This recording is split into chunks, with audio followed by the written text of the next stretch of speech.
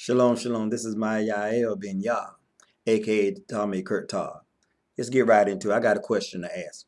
Just who was Jesus sent to and for? Who was Jesus sent to and for? I know some of y'all might be offended by the name Jesus, so Yahabashai, Yehoshua, Yahshua, Yeshua, whatever name you feel comfortable with. To whom was he sent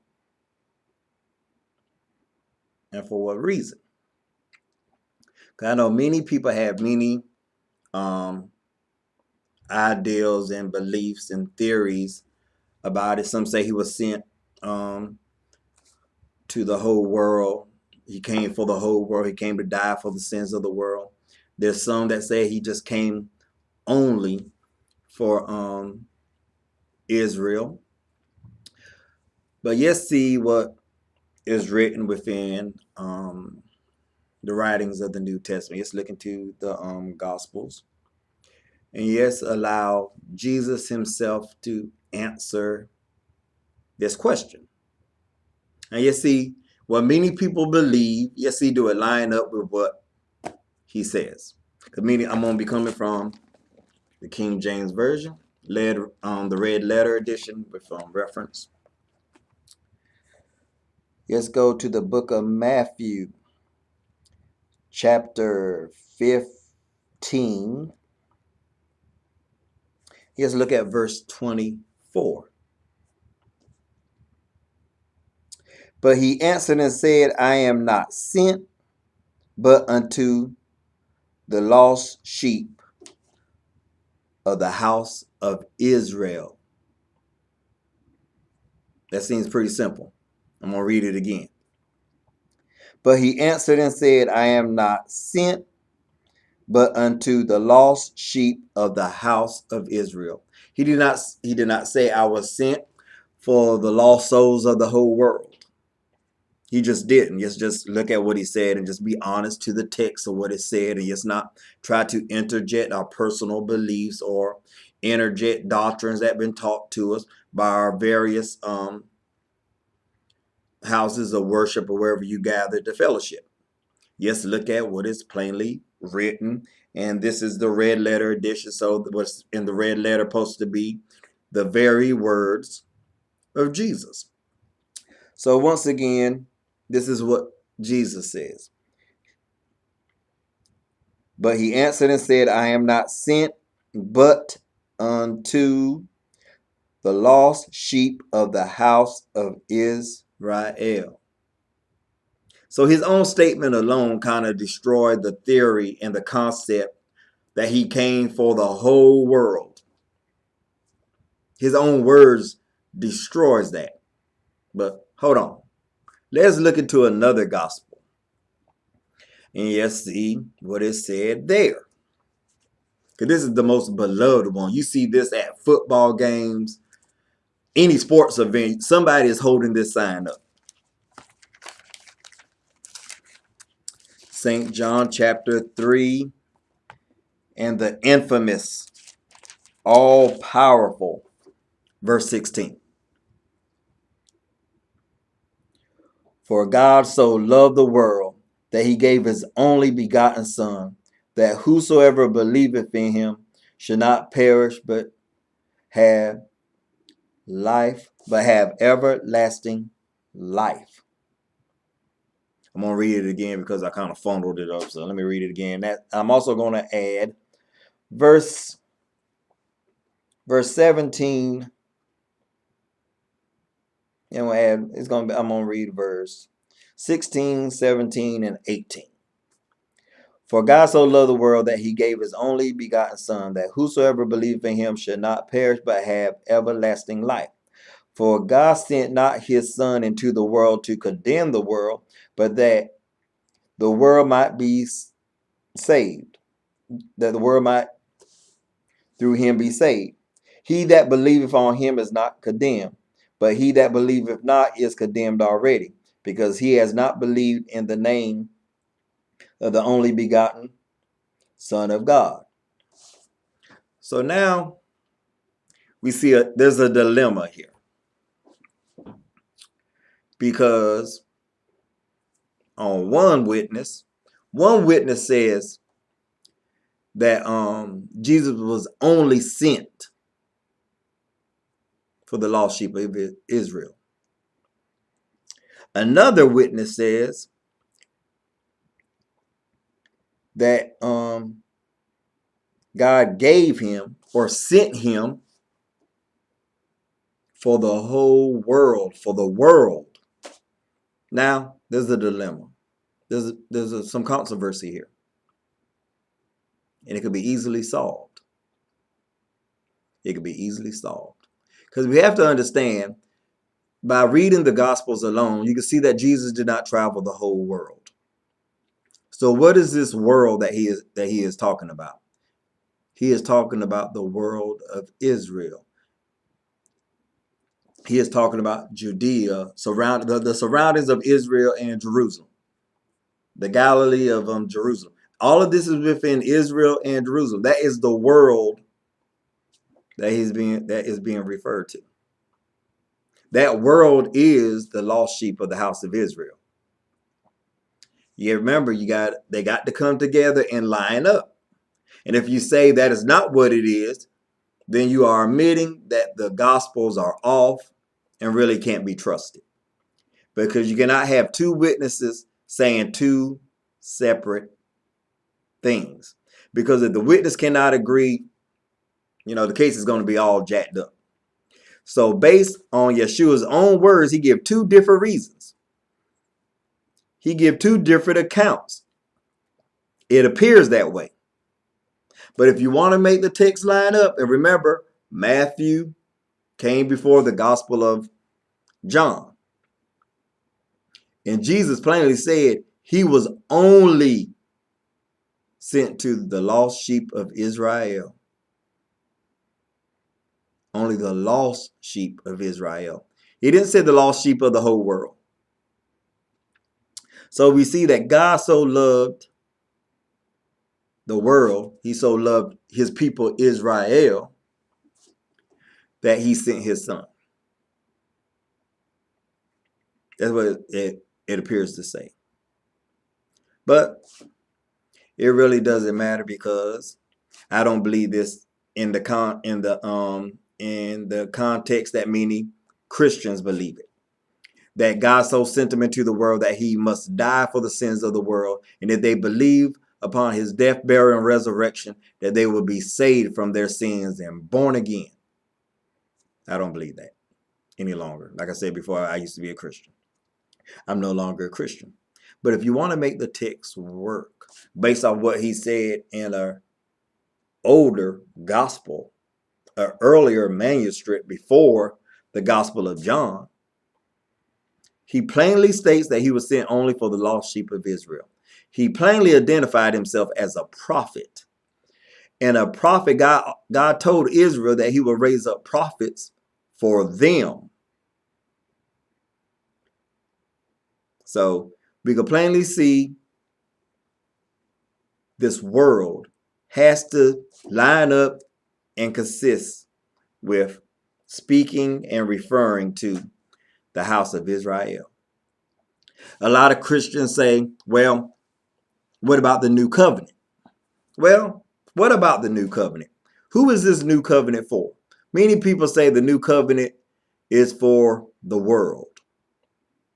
Let's let the text say, who is this new covenant for?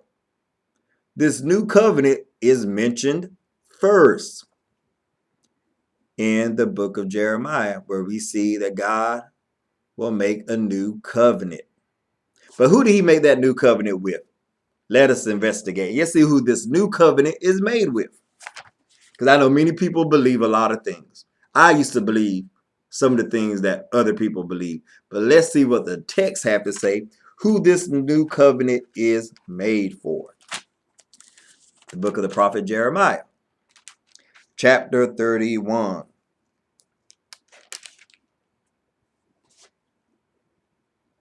And verse 31. Let us read. Behold, the days come, said the Lord, that I will make a new covenant with the world.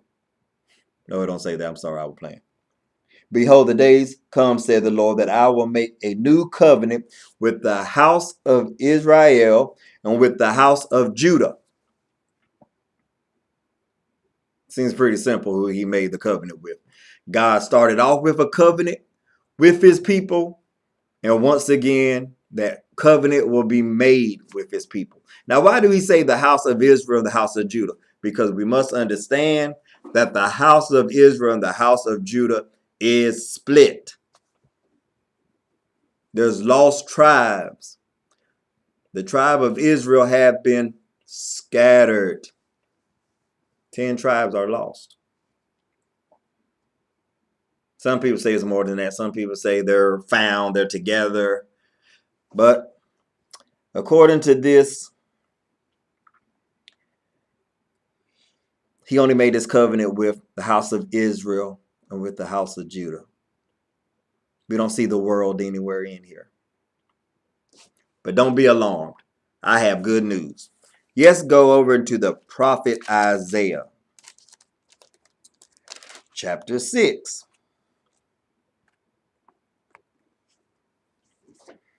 And let's look at chapter Isaiah 56 and verse 6. You start there. Also, the sons of the stranger that join themselves to the Lord to serve him and to love the name of the Lord, to be his servants, everyone that keepeth the Sabbath from polluting it, and taketh hold of my covenant. Even them will I bring to my holy mountain, and make them joyful in my house of prayer. Their burnt offerings and their sacrifices shall be accepted upon my altar, for my house shall be called an house of prayer for all people. And the Lord God, which gathereth the outcasts of Israel, saith, Yet will I gather others to them besides those that are gathered unto him. So, nations of the world, you can be accepted by the Holy One of Israel, Yah, the creator of heaven and earth. And he makes it plain right here. Let's go to verse 6. How you can join yourselves into the house of Israel and the house of Judah. And when they become one again, they will just be the house of Israel, as they was before they got split into two kingdoms. Now, how do the nations come in? Now, I'm going to say something that I know other people will not agree with. And you have the right to disagree with me all you want. You do. And I will respect that. But it will not faze me from saying what I'm going to say. We plainly see in verse 6, also the sons and daughters, you can add them in there, of the stranger that join themselves to the Lord. It don't say anything in here about who accept the death, burial, and resurrection of Jesus or believes in a Messiah. None of that you can find within this. Nothing. Nada. Zero. That join themselves to the Lord. And the Lord here is in all caps. Get your King James Bible out. Any other English translation you have. When you see Lord in all caps, that is talking about the creator of the heavens and the earth. The God of Abraham, Isaac, and Jacob. The Holy One of Israel. It's not talking about Jesus. It's not talking about a Messiah. It's not talking about anybody else you want to put in there. It's plainly talking about the God of Abraham, Isaac, and Jacob, and his name is Yah. His four-letter name is the Yud, the Hey, the Wah, the Hey. Some people say Jehovah. Some people say Yehovah, Yahweh, but it's not Jesus. No, I'm not trying to offend you or anything. But if you look into the text, you look into the Hebrew, Jesus is not there. Yahabashai is not there. Yehoshua is not there. Now let me read it in its entirety. And the sons of the stranger that joined themselves unto Yahweh, and to serve him, and to love the name of Yahweh, to be his servant, everyone that keepeth the Sabbath from polluting it, and taketh hold of my covenant. Even them will I bring to my holy mountain, and make them joyful in my house of prayer. Their burnt offerings and their sacrifices shall be accepted unto my altar, for my house shall be called the house of prayer for all people. So see, there's hope for you nations, but God didn't make a covenant with you. He made a covenant with his holy people, but he also made a way for the nations to come in. But you got to embrace the covenant. You got to live holy and acceptable unto him, according to the righteous precepts that he gave the house of Israel, who are his priests unto the nations. So nations, you are supposed to learn from Israel on what is acceptable and good to give this righteous king and creator. That's just it in a nutshell. You can't get around it. So we see right here plainly, if you're trying to say Jesus was sent for the whole world so they could embrace this new covenant, and the only way to accept the new covenant is through accepting his death, burial, and resurrection, and accepting that he is the Messiah and that he is God, that is plainly nowhere to be found in the book of Jeremiah that mentions the new covenant. And for some of you that think you're in the new covenant right now, yes, see, is this a reality in your life today? Let's go back to the book of Jeremiah, chapter 31. And I'm going to do something controversial again. I'm not going to start at verse 31. I'm going to start at Jeremiah chapter 31. I'm going to start at verse 29. In those days they shall say no more, the fathers have eaten a sour grape, and the children's teeth are set on edge. But every one shall die for his own iniquity. Every man that eateth the sour grape, his teeth shall be set on edge. Come on. You mean God is saying everyone's going to be judged for their own sin and they're going to die for their own sin? Whoa, hold on. I thought Jesus was supposed to take on the death, the sins of the whole world and die for their sins. But we see that he plainly states everyone will die for their own iniquity. So embracing a concept, once again, that is not supported within the Tanakh or the Old Testament does not make any sense. How can you fulfill a concept from the Old Testament or the Tanakh that is completely spoken against? The New Testament can say he fulfilled what was written, but it doesn't make sense. He didn't fulfill it because God plainly spoke against the idea of anyone dying for your sins. He plainly told Moses, who wanted to, no, the soul that sinned, that is the soul that will die. And that is the soul whose name will be blotted out. Then he says it again. The soul that sinned is the soul that will die in the book of Deuteronomy chapter 24, verse 16. Then he says it again in Ezekiel chapter 18. The soul that sinned is the soul that will die. There's no concept of anyone switching with you, giving you their righteousness and we giving our wickedness to them in the great exchange. It's not there. Can't find it. It's not in there. You can't find it. Now you see this new covenant here, are we experiencing today? Because many people that are Christians say they are living in the new covenant right now. But yes, see, are you truly living in the new covenant? Let us keep reading. Let's start at verse 33. Let's pick up at verse 33. But this shall be the covenant that I will make with the house of Israel. We see once again who he's making this covenant with. Not the house of the whole world.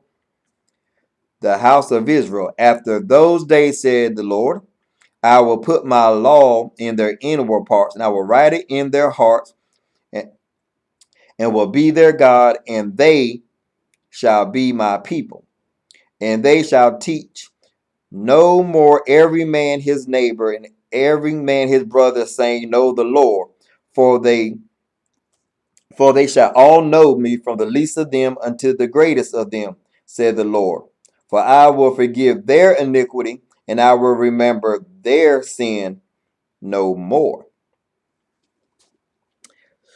Oh, so we can plainly see. Why are you, if you are in the new covenant, why are you witnessing to people? Why are you going door to door trying to get them to know the Lord when it plainly say when this new covenant comes into fruition, when it is here, everybody of the house of Israel, everyone will know God. And there will be no need to tell somebody know God, because when we are really in that great existence of a new covenant,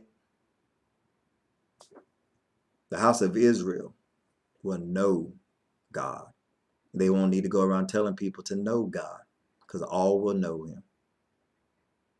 But now we need to find out, who is this all will know him?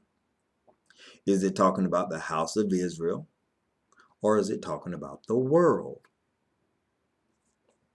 So now you got to ask yourself, if you believe you're living in the new covenant now, why are you witnessing to people to know the Lord when he plainly says all will know him and there will be no need for it? So evidently, you don't even believe you're in the new covenant, or you really don't know what the new covenant is. So I'm going to close right there. And I went way over than what I intended to. I do that a lot, so forgive me. Because I really only wanted to do under 10 minutes, if possible. But I'm over 22 minutes right now. But anyway, for those of you who are Christians, Messianic Hebrews, most Messianic Hebrews understand what Jesus is saying here, that he was only sent to the lost house of Israel. They know how to comprehend that take on John 3:16. But for you Christians who say he came for the whole world, Jesus' own words contradict what you believe. And for you Christians that believe the new covenant was made for the whole world, the words of the prophet completely let you know this new covenant is made with the house of Israel and with the house of Judah. We can't try to manipulate the text and make it say what we want it to say. So now we must come to that place of reckoning. We must make a decision. We must make a decision. And that decision is between you and the Holy One of Israel. Either you say you're a follower of the great creator, Yah, and you're going to keep his commandments, or you're not. So right now, I will leave this time for you and your creator to reconcile these great differences that y'all may have. Anyway, this is your brother, your friend, Mayael Ben Yah, aka Tommy Kurtat. Shalom, love, and blessings. Out.